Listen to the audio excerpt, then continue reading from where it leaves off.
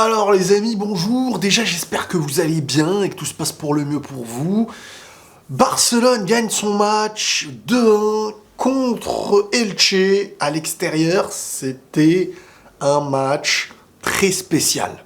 Très spécial parce que ça se joue à rien et un match nul n'aurait pas été démérité. Une victoire du Barça avec d'autres circonstances aurait peut-être aussi pas été déméritée. Et peut-être même une victoire d'Elche avec... en fait, c'est pas que ça aurait pas été démérité. C'est que tout aurait pu être fait. Tout était possible dans ce match-là. Et ça se joue à rien. Ça se joue à rien. Alors, c'est sûr qu'on n'est pas sur le Barça que beaucoup attendaient dans l'enchaînement des derniers matchs, et c'est un peu normal, tu vas pas faire 4-0, 4-1, 4-0, etc. Tu vas pas mettre des 4 buts à tout le monde, et c'est parfois les matchs, les matchs parfois les plus difficiles, c'est parfois les matchs les plus pièges, et les matchs les plus pièges, c'est souvent ces petits matchs-là, donc tu es dans une optique de ne pas être à ton 100%, même si tu le veux, et d'une certaine manière, tu tentes des choses que tu n'aurais pas tenté dans certains matchs. Je trouve que Gavi à gauche à la place de Ferran n'aura pas été le meilleur choix en début de match. Ça s'est ressenti, surtout quand il y a eu le retour de Ferran à gauche, Ferran Torres. Elche, je trouve qu'ils ont montré un bon visage. En première mi-temps, je trouve qu'Elche a fait un bon match.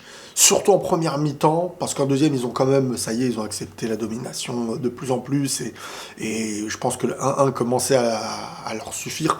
Mais sincèrement, Elche, malgré les divergences qu'on a pu avoir sur Twitter avec certains dans le débat, je pense que Elche, sur sa première mi-temps, vraiment, et montre un visage, mais vraiment honorable. Dans le sens où, oui, Barcelone est quand même dominateur malgré tout, mais Elche...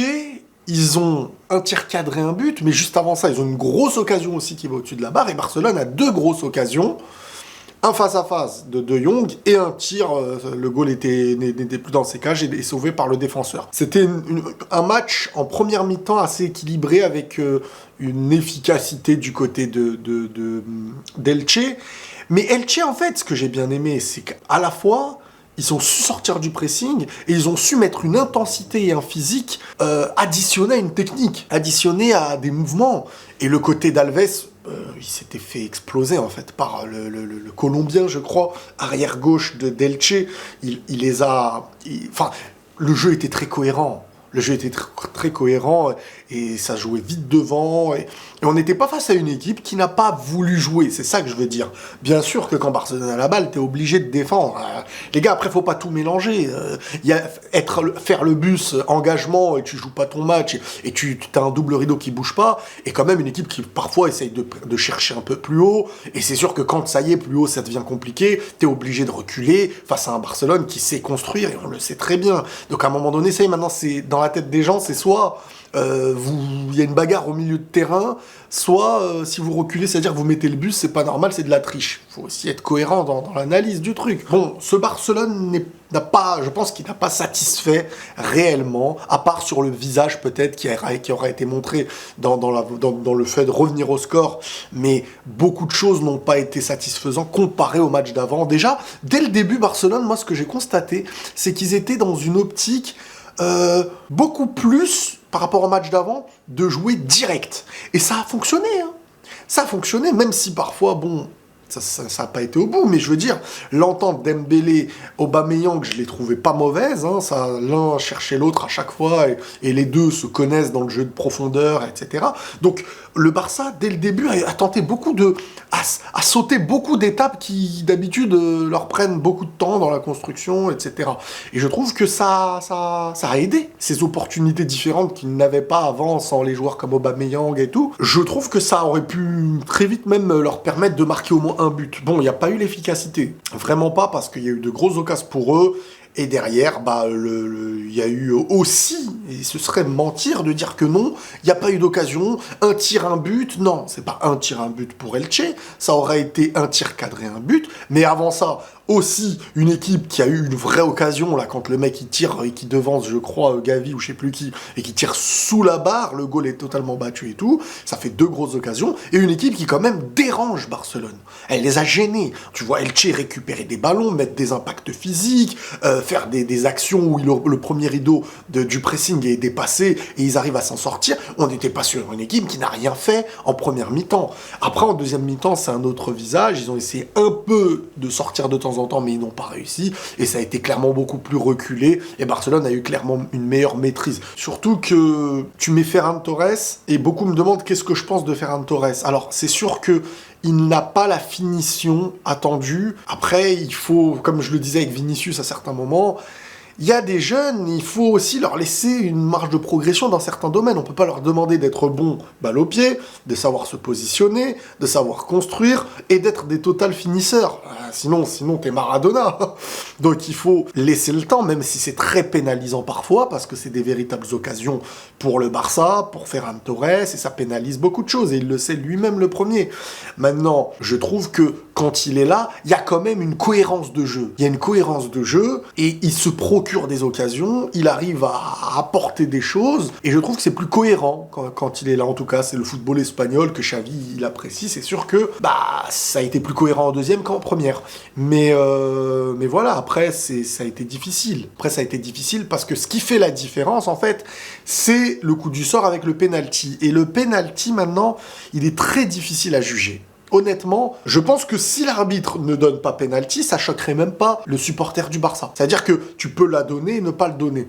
Pourquoi tu peux le donner et ne pas le donner? Parce que déjà, est-ce que, comment il s'appelle Memphis Depay, est-ce que lui-même ne touche pas ou n'effleure pas avec la main ou le bras l'action avant que le joueur, par réflexe, la pousse du coude? Est-ce qu'avant, il n'y a pas un peu... Et je trouve que l'arbitre n'a pas assez pris le temps d'essayer de bien voir ce truc-là très rapidement dès qu'il a vu le coude toucher. S'il n'y a que le coude, oui, on peut le siffler, là-dessus, il n'y a aucun problème. Mais si on n'analyse pas justement et calmement, peut-être Memphis Depay, est-ce qu'il la touche ou pas? Parce que là, il y a encore débat. Et surtout que derrière, il y a Alba qui met une main et tout. Pour moi, je la siffle pas. Mais j'aurais du mal à siffler la première aussi, surtout au vu du match dans le 1-1. Après, c'est psychologique. Voilà, c'est si tu sens vraiment qu'il y a penalty et que t'es convaincu que Memphis Depay ne la touche pas...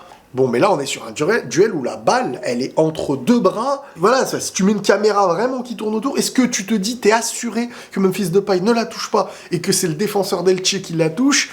C'est compliqué. Et puis, ouais, le coude fait que c'est surtout le mouvement du coude qui fait que l'arbitre a pris cette décision. Donc, voilà, à voir s'il n'y a pas eu un truc avant. Après...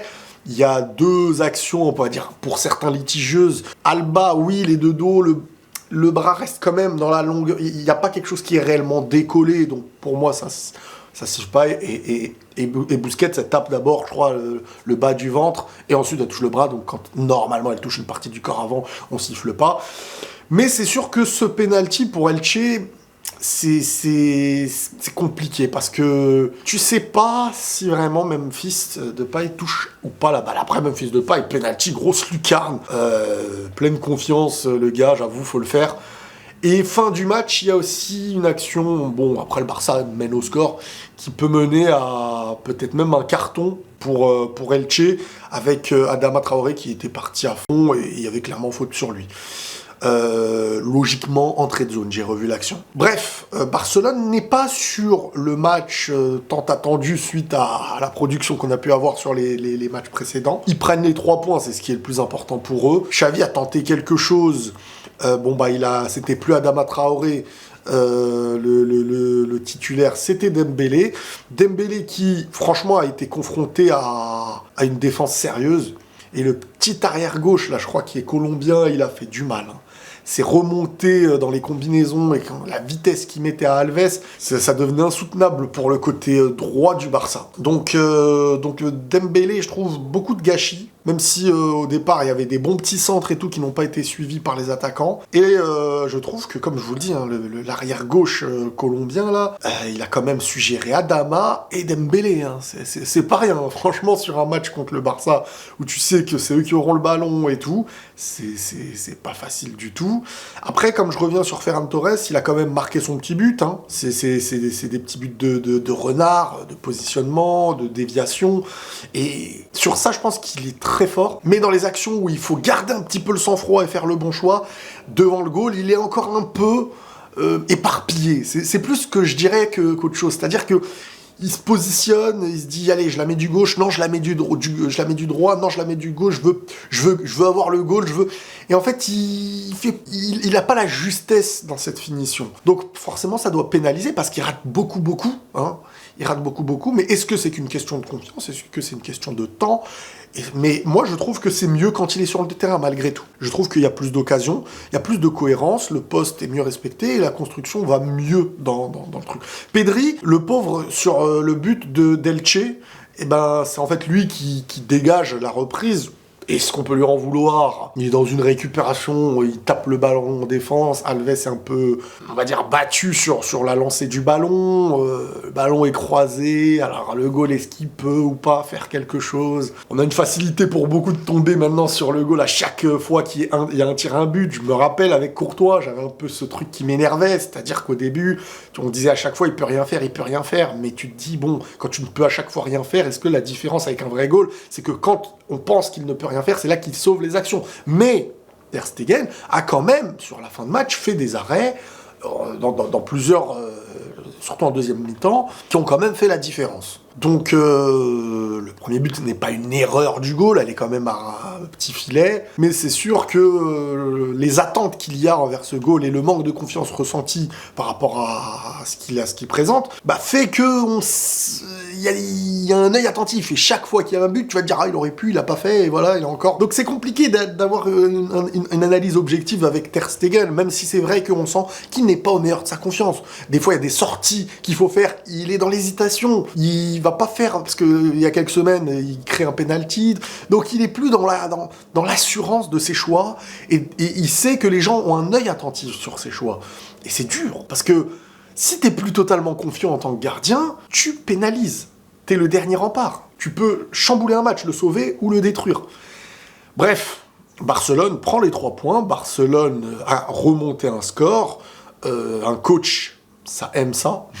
Ça aime aussi voir son équipe dans la difficulté, comment elle se comporte.